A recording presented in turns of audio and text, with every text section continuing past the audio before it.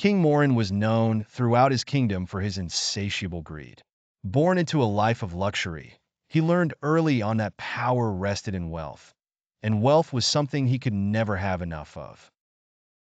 His palace was adorned with gold and jewels, his feasts were bountiful, and his subjects were heavily taxed to fund his lavish lifestyle.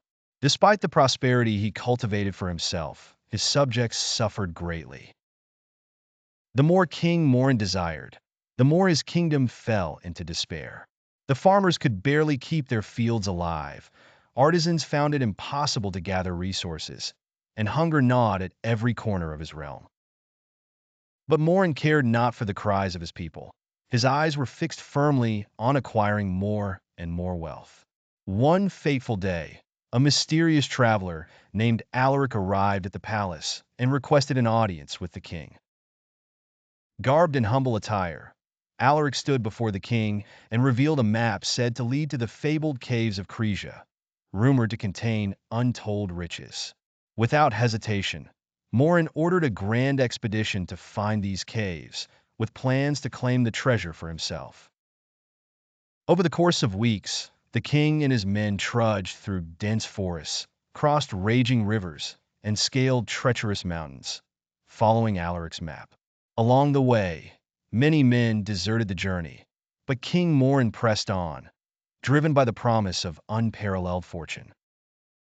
When they finally reached the Caves of Cresia, what they found was not gold or jewels, but a narrow, dark passageway echoing with whispers. Ignoring the warnings of his remaining men, Morrin ventured deeper into the caves, driven by his unyielding greed. As he pursued the source of the whispers, he became separated from his men. Alone and lost in the darkness, Morrin stumbled upon a grand chamber.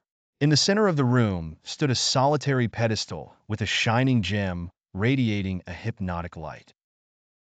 Overcome with lust for its beauty, he greedily grabbed the gem, expecting it to grant his every desire.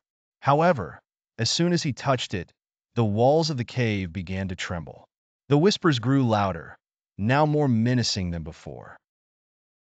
The king's guards heard the commotion and tried to reach him, but the cave was collapsing. In his desperation to escape, Morrin dropped the gem, and darkness enveloped him.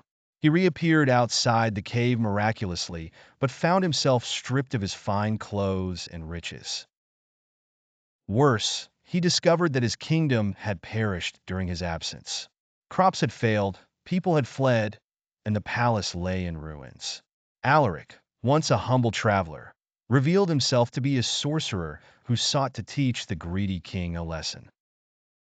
As Morrin, now destitute and alone, wandered the remnants of his kingdom, he realized the gravity of his greed. But it was too late. He had lost everything he held dear. The once great king became a cautionary tale for future generations, a grim reminder that unchecked greed leads not to fortune, but to ruin and desolation.